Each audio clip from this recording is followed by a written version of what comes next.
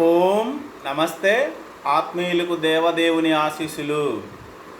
శ్రీకృష్ణ పరమాత్మ భగవద్గీతలో చెప్పాడు, ధర్మావిరుద్ధో కామోస్మి భరతర్షభ అని. ధర్మమును అతిక్రమించకుండా ఉండే ఆ కోరికల స్వరూపము నేనే అన్నాడు. కోరికలు తీర్చుకోండి, కానీ ధర్మానికి విరుద్ధంగా ప్రవర్తించవద్దు, ధర్మానికి హాని చేయవద్దు అని ఆయన చెప్పాడు. ఇప్పుడు గమనిద్దాము, మన పూర్వీకులకు మనకి ఉన్న వ్యత్యాసం ఏంటి అని. మహాభారతము, ఆది పర్వము ఆ అంశాలలో జరిగిన ఒక విశేషం ఏంటంటే, శంతన మహారాజు తండ్రి ఒకానొక సందర్భంలో గంగా నదీ తీరాన విహారంగా పోయి అక్కడ ఆ నదీ తీరంలో ఒక ఇసుక తిన్నె మీద కూర్చొని ఉన్నాడు. అక్కడికి ఒక సుందరమైన స్త్రీ, యవ్వనస్తురాలైన అందగత్తె అక్కడికి వచ్చి ఆయన కుడి తొడ మీద కూర్చొని తన కోరికను వ్యక్తపరిచింది. పెళ్లి చేసుకోమనో లేదా శృంగారం చేయమనో తన కోరికను వ్యక్తపరిచింది. అది పూర్వకాలం కాబట్టి పెళ్లి చేసుకోమనే అర్థంతో ఆవిడ భావన ఉంది. అది గమనించాడు అతను. ఆయన ఏమన్నాడంటే, కోరి వచ్చిన స్త్రీని కాదనకూడదు, కానీ కుడితొడమైన కూర్చోవడము అనేది కుమార్తెలు చేసే పని.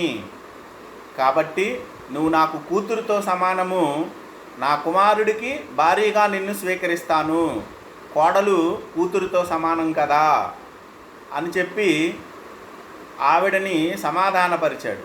అప్పుడు ఆవిడ వెళ్ళిపోయింది.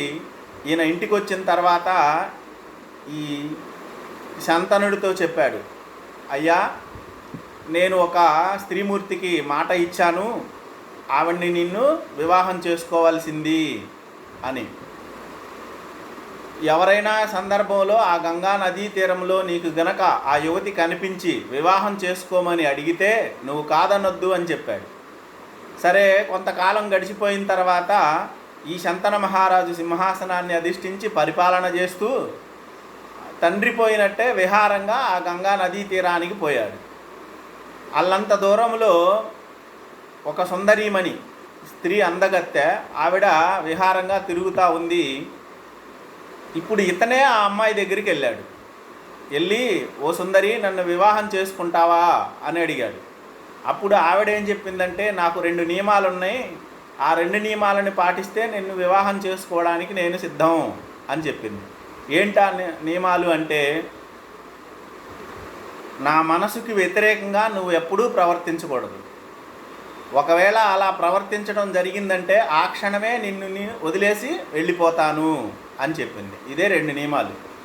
వ్యతిరేకంగా మనసుకు ఇబ్బంది కలిగే విధంగా నువ్వు ప్రవర్తించకూడదు, అలా ప్రవర్తిస్తే నిన్ను విడిచి వెళ్ళిపోతాను అని.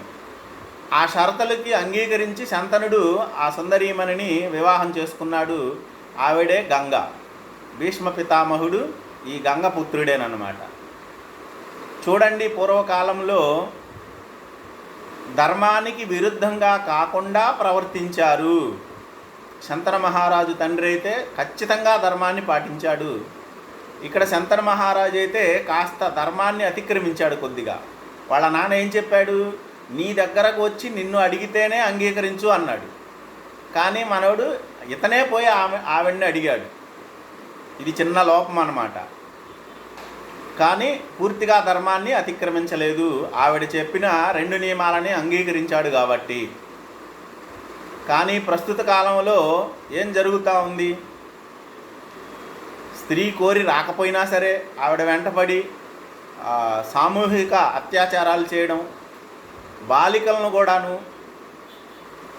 పని ప్రదేశంలో స్త్రీలను ఇబ్బంది పెట్టడం, ఇట్లాంటివన్నీ చేస్తూ ఉన్నారు.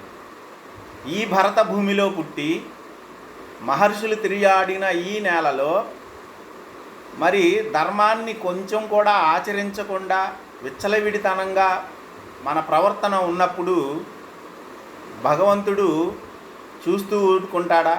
మనకు శిక్ష వేయడా? ఆ శిక్ష కోసం మనం అందరం ఎదురు చూడాల్సిన అవసరం ఉంది. ఇదిగో ప్రకృతి విపత్తుల రూపంలోనో, ప్రమాదాల రూపంలోనో, మరే రూపాలలోనో మనం చేసిన తప్పులకి శిక్ష తప్పనిసరిగా మనం అనుభవించాలా. కనుక మన పూర్వీకులు ఏ విధంగా అయితే ధర్మంగా ప్రవర్తించి నడుచుకున్నారో ఆ విధంగా ధర్మంగా ప్రవర్తించి మనం నడుచుకోవాలా. ధర్మశాస్త్రం కానీ పెద్దలు కానీ భగవంతుడు కానీ కోరికలను తీర్చుకోవద్దు అని చెప్పలేదు. మనకి వాత్సాయన కామశాస్త్రం అని కామ పురుషార్థాన్ని ఎలా నెరవేర్చుకోవాలా అన్న విషయమైన ఒక గ్రంథమే ఉంది.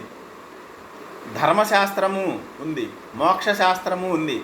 అన్ని శాస్త్రాలు మనకి ధర్మంగా ఏ విధంగా నడుచుకోవాలా అన్న విషయాన్ని ఖచ్చితంగా విశ్లేషణ చేసి చెప్పాయి. ఇది మనము పెద్దలైన మనము మన సంతానానికి తెలియపరిచి ధర్మ మార్గంలో మనం నడవడానికి, భారతదేశానికి పూర్వ వైభవాన్ని తేవడానికి, విశ్వగురువు అన్న వైభవాన్ని తేవడానికి మనమందరం ప్రయత్నం చేయాలా. అందరికీ స్వస్తి. ఓం నమస్తే.